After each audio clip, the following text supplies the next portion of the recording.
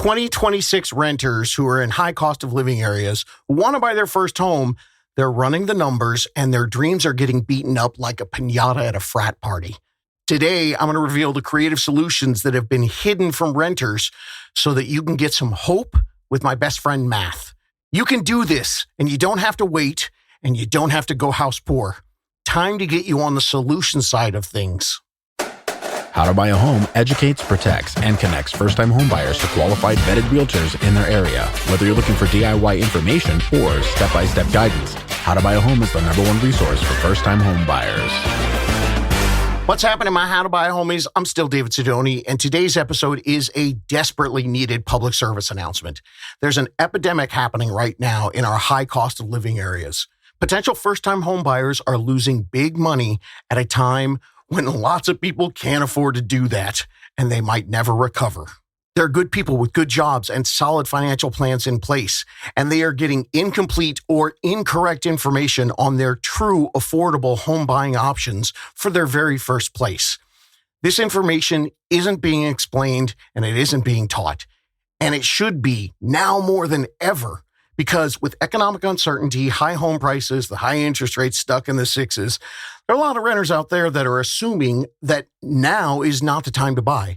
And many of them think that because they don't even see a way where that's possible. Now, I understand why renters out there think this is the case, but it's not. Your situation, the math behind what you can do, it's been ignored. Or worse, you've just been lied to about this. It is possible. And it is a mathematically prudent time to buy.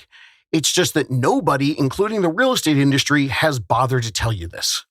Now, of course, everyone's situation is different, and you need to be able to figure out the best way to buy on your own best timeline. And maybe you're listening to this today, and you're not even a high cost of living area buyer.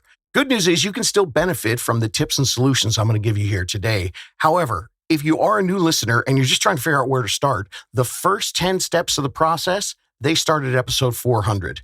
And I'm also going to put the full episode guide in the show notes. So any questions you have, look for the title. The answer's there. All right, this is going to be a multi-part series, and today's going to be part 1 of the creative solutions to get you into the home ownership game sooner than you think is possible. Now, I spent most of my spring break agonizing on how to present this information to you. I'm going to assume that you're here to find solutions.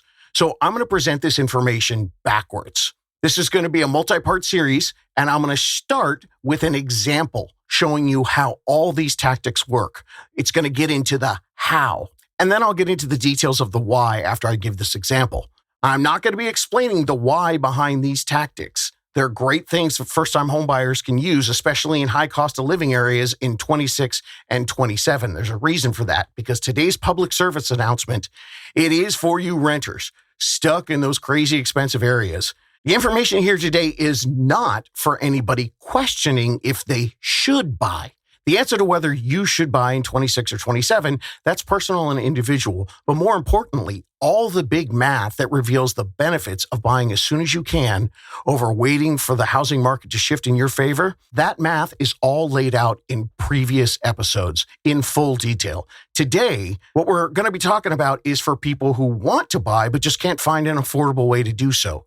And I'm going to do it a little differently. I'm going to start with the end result. An example. I mean, there are tons of techniques and strategies that you probably haven't heard of, and they're pretty amazing. And the way I'm going to break it down for you today is like we're going right to the end of the book first. We're going to begin with a real-world example to see how all these tips, tactics, and strategies work. So if you're still wondering, I don't even know if I should buy a home in 26 or 27, then I highly recommend that you go back and listen to these. Episode 426. That's the one that lays out the low down payment options, crucial to the mathematical formula for a 26 or 27 buyer, so you can find real affordability without feeling like you're going to go house poor. Next one on the list is episode 440. That's the rent replacement strategy. This is the core philosophy for first-time home buyers in a post-COVID housing market. And then there's the math on episode 443. That's where we get into the true affordability, not just what the headlines tell you. And then episode 457, this one is vital. In 2026, should you buy or wait? What kind of market is it? This is a must listen. It explains the facts and the math over the fears when we're talking about home prices and where they're going. And a little side note, it's all about low inventory. And then there's episode 460, that's rent versus buy. Essential math that just isn't being explained. Your spreadsheets, they're only half completed, and you get the full spreadsheet in this episode. And then there's episode 464, that's about PMI. This is all the facts and the data, completely destroying the myth that is costing first-time home buyers tens, even hundreds of thousands of dollars because they think they shouldn't buy anything if they have to pay PMI. And finally, there's 2 bonus episodes for you. 465 is how to balance your debt and your savings at the same time. And 466, that's a big current update on the Iran war and oil prices and interest rates and how you can navigate 2026 to maximize profitability and also stability. So today's backwards episode, part 1, this assumes that you have a good understanding of all the math from those episodes. And if that ain't you, I recommend you pause and listen to them first. I'm taking a big leap here. I'm starting off at the end of the book, the real world example of these proven and tested techniques, and you get to see how they work in action. So hang with me now. Since we're talking about going to the last chapter of the book first, remember, their book, it's going to be completely different than yours. It's like one of those choose your own adventure books with multiple possible endings, but instead of having 5 or 6 endings, when you're buying your home, your book has millions of possible outcomes to choose from. Here's the 2 techniques we're going to talk about today. And then in the next episodes, I've got a few more techniques I want to lay out for you as well. The low down payment strategy. And the second one is adjusting your current monthly savings and retirement contributions to find an affordable monthly option where you can add a home purchase as a diversification of your entire portfolio. That's why I'm going to do this backwards. It's just way too much to explain all the why behind how this mathematically is going to benefit you in the future. So if you feel skeptical, then go back and make sure you fully digested the math from the episodes I mentioned. Instead of breaking down the why with ideas and platitudes, I'm just going to give you the math. And the math is already there, and you got to know that math before I get into it. And this is not a sales pitch. I am not here in any way today to sway anybody's opinion. This is just an example of the how it's done. We recently had 2 buyers that went to the website, howtobuyahome.com, and they reached out to us here. They were both 40 years old, and they were ready to buy a home. They had $100,000 saved to buy their first starter home. Now, they were absolute and dead set on a monthly payment of $4,200. They were currently paying $3,500 a month in rent, and they'd run the numbers, and that $700 a month increase, that was good for them. They could buy a home and not feel house poor. So they kept running the numbers, did a little research, and found out in their area, with a 10% down payment on a $600,000 starter home at a 6% mortgage rate, that worked out perfect, kept them right at $4,200 a month. Now, of course, they were approved for more, but they did this right, working backwards with the monthly number. This was their comfort level. Awesome. We totally appreciate and we totally respect that. Now, that number was based on a budget that they've been working for years, and they followed their budget with strict discipline. Each month, after they paid their rent, their bills, and all their entertainment stuff, they had an extra $2,500 that they contributed to monthly savings and retirement payments. It was broken down like this. They put $1,000 into a 401k, $500 of which was matched by their employer. And then they did another $500 on top of that for $1,000. Then they put $500 into a stock index fund, $500 into a high yield savings account, their little emergency fund, and they'd been doing $500 a month into their home down payment account. Now, they've been doing this for years, and they were really proud of the multiple different accounts that they had built up without affecting their quality of life during that time. They had solid savings and a great retirement set up, and now they had a big down payment account to buy a home. They had done amazing. I mean, hell, for 10 years, $500 a month, they were putting $6,000 away into that down payment account. And thanks to occasionally adding in some tax refunds and bonuses from work, that account was $100,000. But they've been working so hard, they wanted to make sure they stayed on their plan. But they've been working so hard to get this plan set up, they want to keep on it. They could put 10% down on a starter home. That's $60,000 plus about $20,000 in closing costs. So 80 of their $100,000. That works. Now the payment, it fit perfect. $700 more than their $3,500 a month rent, exactly what they wanted to pay. The extra $700, well, that could be funded by the $500 a month that they were currently contributing into their down payment account, which means all they had to do was find $200 more each month. With a little tightening up of the belt, they could find that easily. And they could keep funding their other savings and retirement accounts they've been doing for years. They told us that was exactly how they wanted to do this.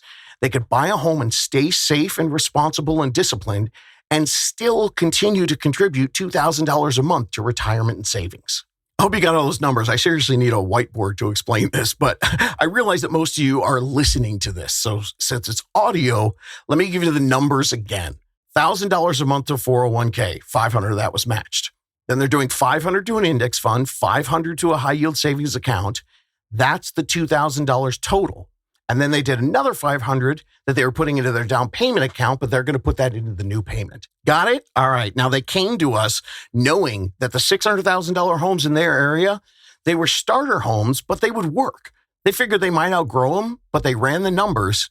And this monthly payment and this down payment, that is how they felt most comfortable. Awesome. We love comfortable. So their unicorn realtor started showing them $600,000 starter homes. And they saw a whole bunch of nice options that they figured these would really work for them. And it would get them their rent replacement strategy home, their first step up. Since they were looking at homes one night, one of their moms, they were online looking on Zillow and they, oh my gosh.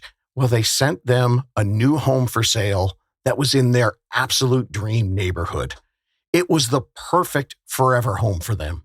But of course, the price tag was $800,000. So the numbers on that meant another $20,000 into the down payment.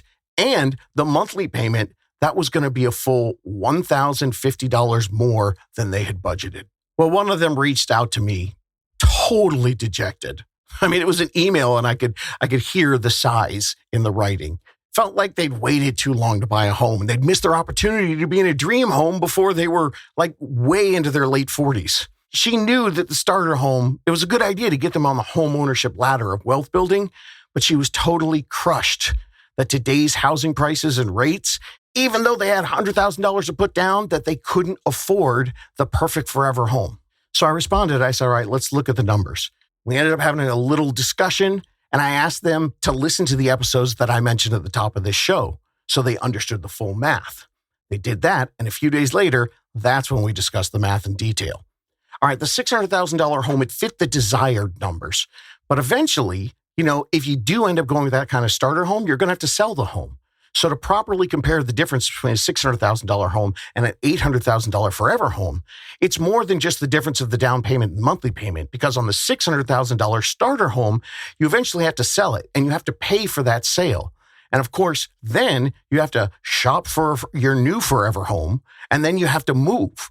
Now, that kind of stuff is hard to put a price tag on. So they put this variable on their comparison sheet. They did the financials as well as kind of a question mark priceless elimination of the extra hassle that they would get with an $800,000 home purchase, which means they're done. And then we dug deeper. We figured, gosh, $80,000 is 10% on an $800,000 home. That means when you add the closing costs, that's pretty much going to wipe out the whole $100K they have saved. All right, let's table that. And now let's just look at the monthly payment.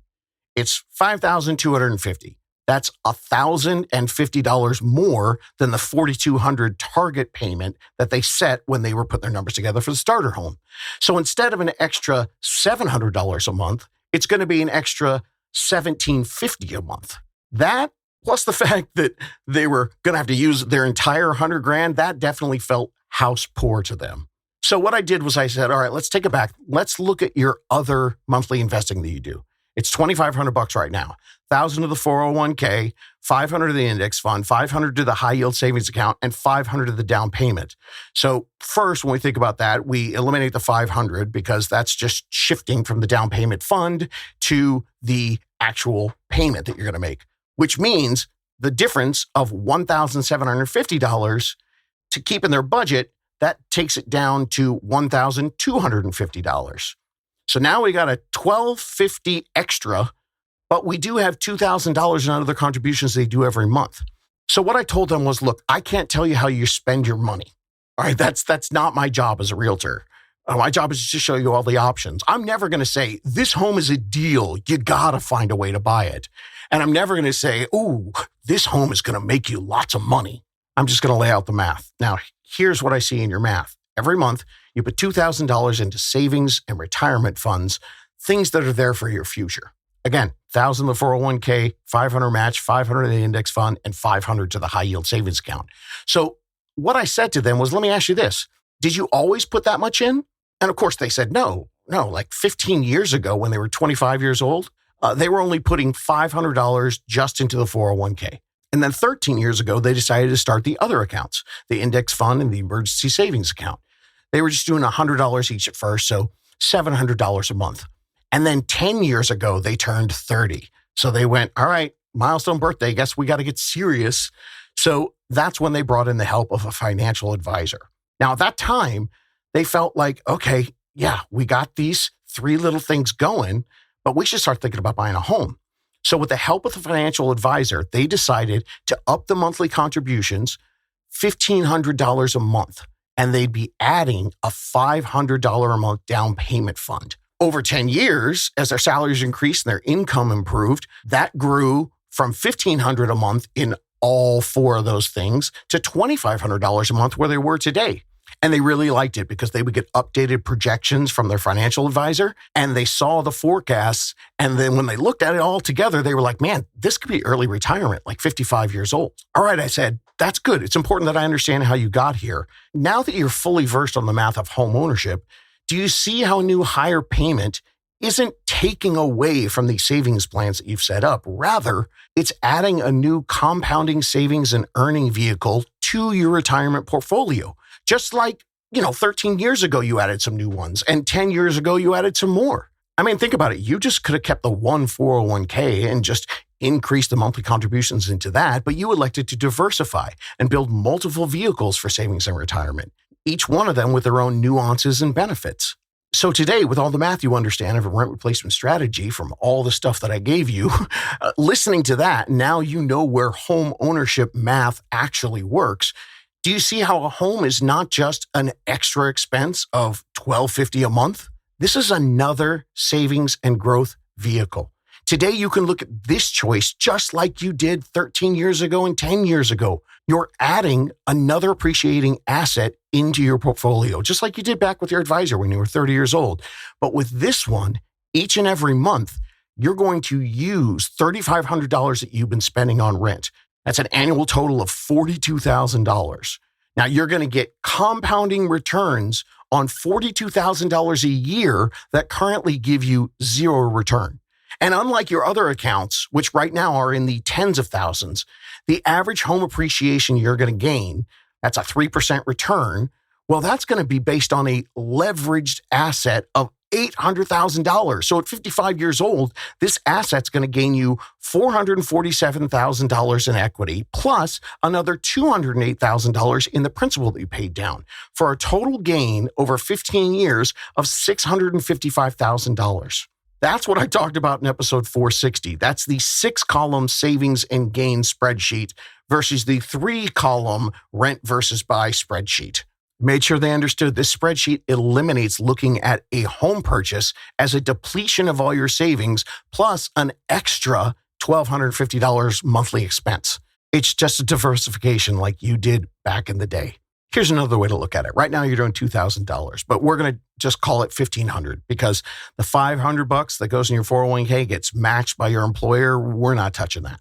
If you temporarily adjusted the other $1,500 in monthly contributions that you make into those 3 different assets, you're not taking away from your retirement by adjusting those contributions. You're diversifying it into a new asset into your portfolio, which is projected to conservatively gain you $655,000. And you can also gain comfort in knowing that temporarily adjusting the contributions today, well, that doesn't mean that they stop growing. That account is still going to go up. The home that you add is going to be a new compounding asset. And over time, just like you did before, you can continue to make adjustments and increases into your contributions, just doing it as you move forward now. And if you're wondering how much time it's going to take you to get back to where you're contributing as much as you are today, well, let's look at the math. How did you guys get here? Over the last 10 years, you increase your contributions by $1,000 a month. And that was with your salary increases, obviously. $1,000 a month over 10 years, that's $100 a year in increases. But during that time, your rent increased each month too. So how much was your rent 10 years ago? So then they answered back to me and told me it was $2,000. Well, okay, that means they absorbed a $1,500 increase over 10 years. So we add that on the positive side, and that's another $150 a year that they're going to be able to adjust as they move forward. Because as a homeowner, they have a fixed payment, and that won't be part of their life anymore. So put those together based on their past increases in their contributions. That means that they could be restoring their contributions at a rate of $250 a year. $100 a year, which is what they've been doing for the last decade. Plus, next year, you can start adding $150 a year without the rent increase. So at that pace, this $1,250 difference, you're going to be back to today's numbers in just over 5 years. And the cool thing is, you're going to have added another compounding asset, a fourth one. And that one's going to grow in those 5 years. And it's also going to use your rent money. And you get to live in it and improve the quality of your life. None of your other investments do that. And this one, it's going to gain you conservatively $655,000. Whose head is spinning? I understand. This is a lot of math. It's a lot to digest. Hang with me. Here's what happened next. Well, they took a few days themselves to digest and analyze all that. And when they came back to me, this time it was the other partner that emailed. And he said, now that I see it this way, I am so upset that our financial advisor didn't lay it out like this for us 10 years ago. What the hell kind of plan was that? 10 years of rent and lost gains and lost appreciation on a home? And then when I looked up how much it would have cost us to buy a home 10 years ago when we met with him, man, when I did that math and I saw how much we lost, well, I actually called him and fired him. Now, I want to make sure you understand, I didn't tell him to do that. That was an email he just wrote me, man. But I did respond to him and tell him I've been fighting this battle with financial advisors for years. It's not their fault, the buyers, that they didn't know about this. Their person who has the word advisor and finance in their title didn't think to explain this all to them. And I told them, hey, let's not stress about that right now, though. Let's find the best solution so you can start benefiting today now that you understand the full and complete math. They were like, yeah, it sounds good, but man, that's really pushing it for us. All that money's gone. I said, all right, well, here's that one thing to consider. So they said they were sure that they'd been given the wrong advice, but they weren't sure exactly what they should do right now. And I once again told them, hey, this decision has to come with you and your unicorn team because you guys have gone way deeper than I have in the personal side of things, which you always have to factor in with the financial side. We got the base math and we understand it. Now that higher down payment, because we're now 10% on $800,000, not $600,000, that's going to wipe out the whole $100K. I understand that you guys have other liquid savings that you've been building for years, but I don't want to talk about touching that because you guys worked hard. I don't want you to feel house poor. But let's go back and figure out why 10% was what we put in the formula in the first place. You first created that formula because on a $600,000 home, the 10% down payment, that gave you the exact monthly payment that you wanted to pay. So now we ran the numbers on this forever dream home option, but we kept the same 10% down payment. Do you realize that you guys live in a high cost of living area? And the loan limit for a conventional 5% down payment, it goes all the way up to $1.15 million. Which means you could use a 5% down payment and keep $40,000 cash. And do you know how much your monthly payment would increase? Only $250 a month. This is where I can't make this stuff up. Okay, we ran the numbers if you put the 10% down, and we figured out a way for you to cover the extra $1,250 a month by reducing your contributions to your other 3 savings and retirement vehicles. Now, that only left you $250 extra each month so you wouldn't feel house poor. But if we do the 10%, you use the whole $100,000, now you feel house poor.